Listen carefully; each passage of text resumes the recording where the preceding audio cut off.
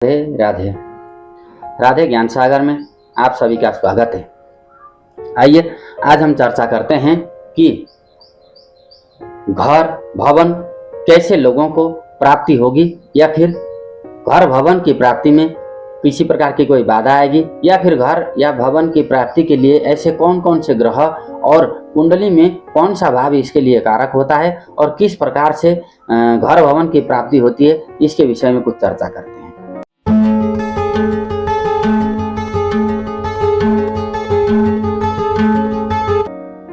सर्वप्रथम हम लोग घर भवन जगह जमीन माता और भौतिक सुख संसाधनों के विषय वस्तुओं के लिए चतुर्थ भाव को विशेष रूप से ध्यान देते हैं ज्योतिष में। तो चतुर्थ भाव अथवा मंगल यदि पीड़ित होकर के कहीं भी किसी भी भाव में बैठा होगा, मंगल बलहीन होगा, कमजोर होगा, पाप प्रभाव में होगा और चतुर्थ भाव भी पीड़ित होगा, अर्थात चतुर्थ भाव को बहुत सारे पापी ग्रह देखते होंगे, तो ऐसी स्थिति में ऐसा जो जातक होगा, ऐसे लोग लंबे समय तक किराए के घर में उनको रहना पड़ सकता है। यदि अगर ऐसे लोगों का अपना घर बन भी जाए तो उसमें किसी न किसी प्रकार का कोई वास्तु दोष रहता है। तो ऐसे लोगों को घर बनाने के लिए बड़ा ही सोच समझ करके आगे बढ़ना चाहिए और विविध पंचांग में निर्धारित मुहूर्त साधन करके ही घर के कार्य को थालनी करें, और उसमें जब रहने की बारी आती है तो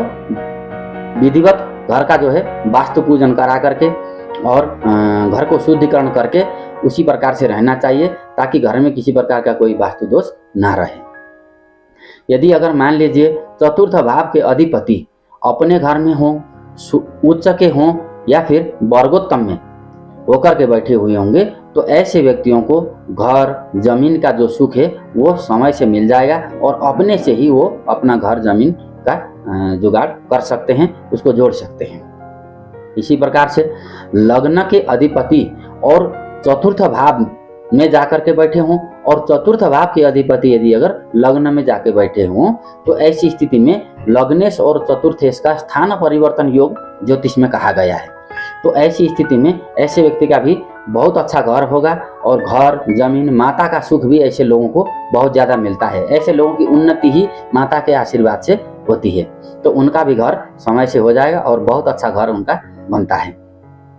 चतुर्थ भाव में यदि अगर शनि होंगे तो ऐसे लोगों का घर बनने में थोड़ा सा डिले होगा, लेकिन बनेगा थोड़ा सा उम्र के तीसरे पड़ाव में जाकर के, अर्थात 40-45 के बाद जाकर के घर बनाने का कार्यक्रम शुरू होगा। और यदि अगर नया घर उन्होंने बनाए रखा है तो चतुर्थ भाव में शनि होंगे या दशम भाव में शनि होंगे, या फिर शनि कहीं से भी चतुर्थ भाव को अपने पूर्ण दृष्टि से देख रहे होंगे, तो ऐसे लोगों का भले ही उम्र के तीसरे पड़ाव में जाकर के घर बने, नया घर बने, तो भी उस घर में किसी न किसी प्रकार का मेंटेनेंस का काम चलता ही रहेगा, क्योंकि शनि मेंटेनेंस के कारक हैं। और नया घर भी होगा तो कोई ना कोई टूट फूट घर में बना रहेगा और उस प्रकार के घर में मरम्मत का काम भी चलता ही रहेगा, या फिर कुछ नया नया प्रयोग करने की ऐसे लोगों की आदत भी होती है घर को लेकर के। सप्तम भाव के मालिक यदि अगर उच्च के होकर के सप्तम में उच्च के होकर के बैठे होंगे और सप्तम भाव में शुक्र यदि बलवान होकर के बैठा होगा, तो ऐसे लोगों का घर जब भी बनेगा तो उस समय में किसी महिला या फिर पत्नी के ग्रह योग या उनकी सहायता के द्वारा, या फिर हो सकता है कि ससुराल वालों की सहायता के द्वारा उनका घर बनेगा और घर के संसाधन भी किसी महिला मित्र या फिर पत्नी या फिर ससुराल वालों के सहायता से ही घर के सारे चीजों को जोड़ना संभव हो पाएगा। तो ऐसे लोगों का घर जल्दी बन जाता है जिनका चतुर्थ भाव सही है, शुभ है, और चतुर्थ भाव के अधिपति भी शुभ ग्रहों के द्वारा दृष्ट हों या युत हों। और ऐसे लोगों का घर बनने में थोड़ा सा डिले होगा, ढिलाई होगी, जिनका चतुर्थ भाव पीड़ित होगा और साथ में कई पापी ग्रहों की उसमें नजर पड़ रही होगी। तो ऐसे लोगों को घर बनाते समय विचार करके अच्छे ज्योतिषी से